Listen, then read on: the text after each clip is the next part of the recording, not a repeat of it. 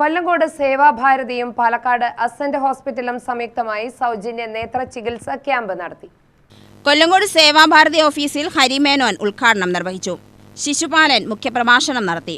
ശാന്തൻ Menon, doctor Harikrishnan, Vimala Nair, Anitha, Girija, Preetha, Raveendran, Sudarshan, Raghu, Parameswaran, Sunilkumar എന്നിവർ സംസാരിച്ചു.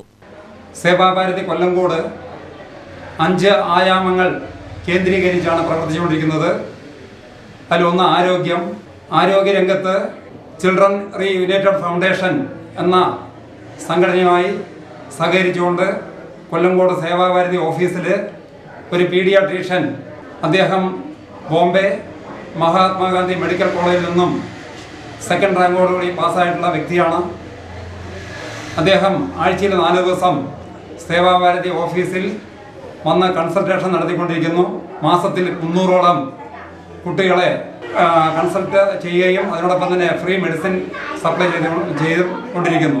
അതിനോടൊപ്പം തന്നെ ആഴ്ചയിൽ 1 തവണ, അതേപോലെ തന്നെ ചില ആഴ്ചകളിൽ 2 തവണ പാലിയേറ്റീവ് കെയർ വണ്ടിയിൽ സേവാഭാരതിയുടെ വളണ്ടിയർമാർ ഒരു നഴ്സിൻ്റെ സഹായത്തോടു കൂടിയിട്ട് ഈ പഞ്ചായത്തിലും അടുത്ത പഞ്ചായത്തിലുള്ള കിടപ്പ് രോഗികളെ സന്ദർശിച്ച് അവർക്ക് വേണ്ടിയിട്ടുള്ള പലതരത്തിലുള്ള സഹായങ്ങളും ചെയ്തുകൊണ്ടിരിക്കുന്നു.